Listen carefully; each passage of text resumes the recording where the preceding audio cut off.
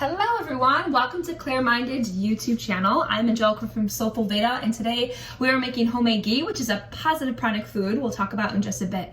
But first, SoulFull Veda, it's an Ayurvedic brand made up of myself and my partner Rachel, and we empower women to heal themselves. So today, we're going to show you how to make the lovely ghee, which is highly revered in Ayurveda, and mainly because it's used for medicinal properties, which we'll talk about in just a little bit.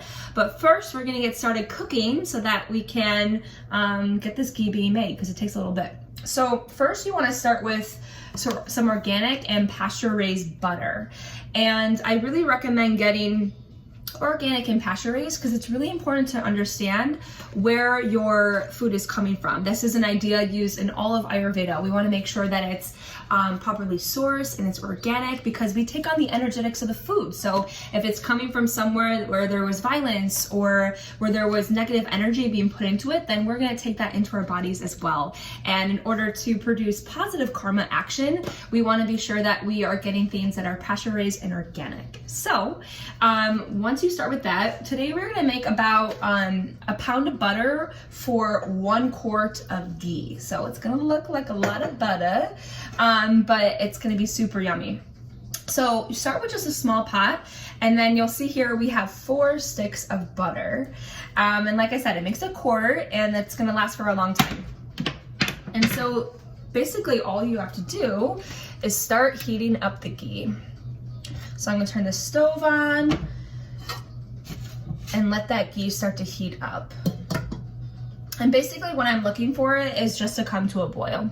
So why do we use ghee? So the main purpose we use ghee is we cook with it, and that is how we reap the benefits the most, right? Is by eating our foods and our medicine.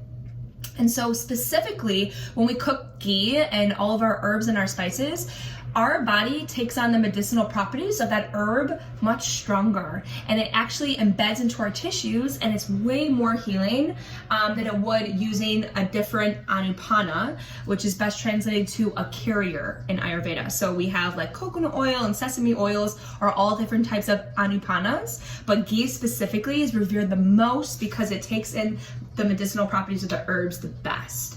And we also use ghee for more medicinal properties than just cooking, as well as healing disease. So for example, you'll see lots of medicated ghees like shatavari and amalaki. And what that does is when we give it to our clients, they use that for healing a specific disease and imbalance that they may have. And that specific herb embedded into the ghee is going to heal them a lot quicker than it would be in a different anupana carrier. Okay, so as you can see, the butter is starting to melt right over here. And I'm just gonna kind of start to stir it around.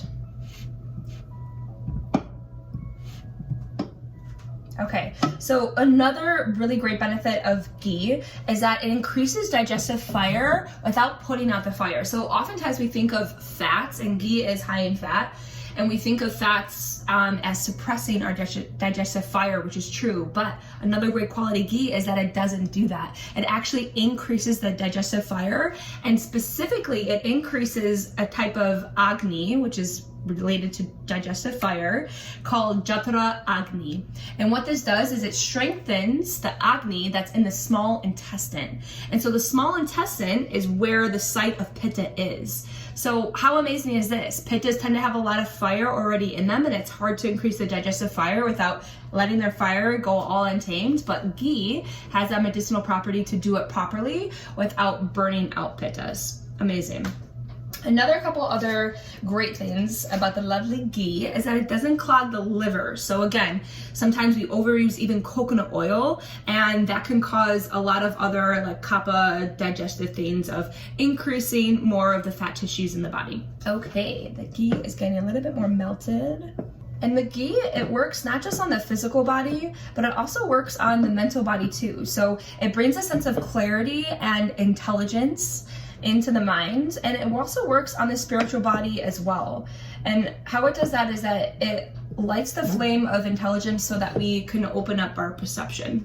So like everything in Ayurveda, it's not just working with the physical body that we always love to focus on, but how does it relate to the mental body and to the spiritual body all together? Specifically for all of our Ayurvedic practitioners out there who'd like to hear about this, it strengthens the Maja Dhatu, and Maja is related to our nervous system. So Vatas, this is really good for you because it calms your nerves.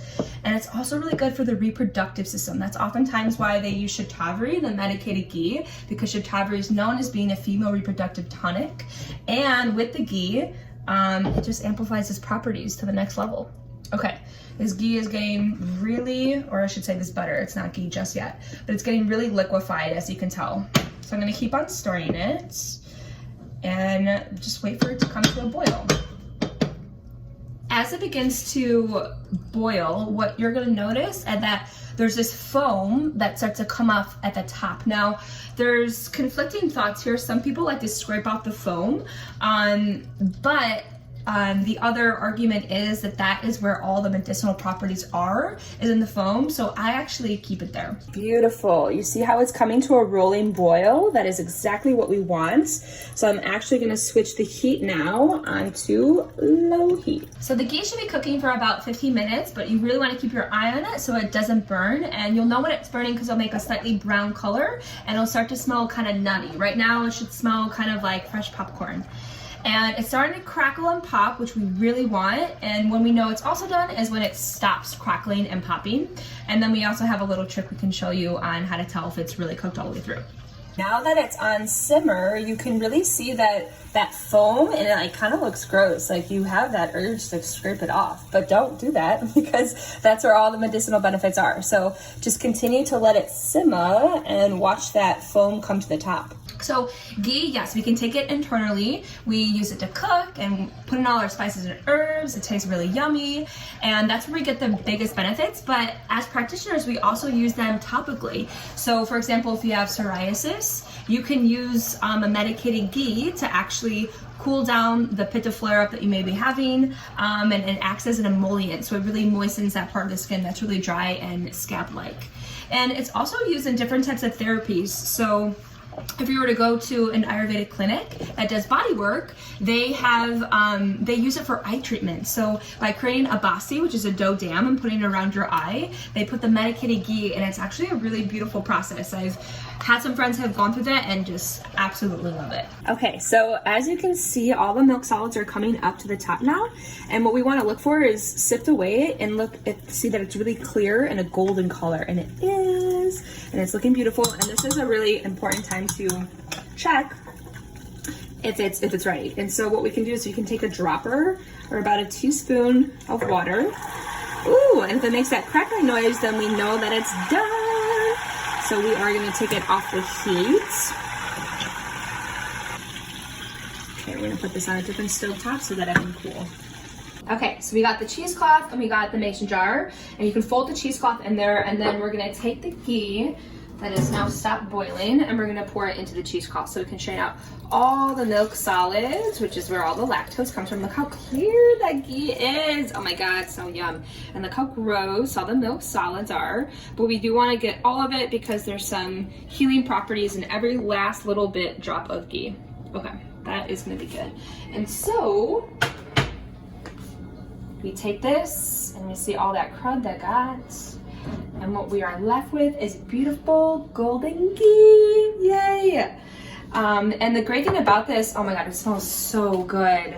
Wow, okay.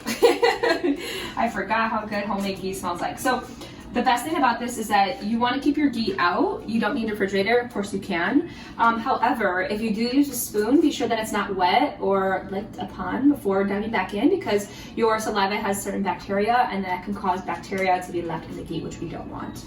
So your magical ghee, you can use it for everything. You can use it for literally everything. Internally, topically as a salve. And something that we really want to talk about today is that it can be used in a panchakarma cleanse, which is known as the Ayurvedic cleanse. And again, it's used for medicinal properties. So when you go through this cleanse, the purpose is to get all the ama, the toxins in the body that accumulate, and bring it to the digestive system. So by having ghee daily in a panchakarma, what you can do is it loosens up those toxins and ojas in the body, and for them to be expelled at the end of the cleanse. So we are going to discuss this whole process because it's way more in depth and so beautiful. If you follow us at SoulFull Veda, our Instagram, we're going to be sharing our Panchakarma story in a couple weeks, and then in October we have a really special announcement pertaining to a Panchakarma. So we will see you then on our Instagram. Ask us any questions, tell us how the ghee goes. See you then.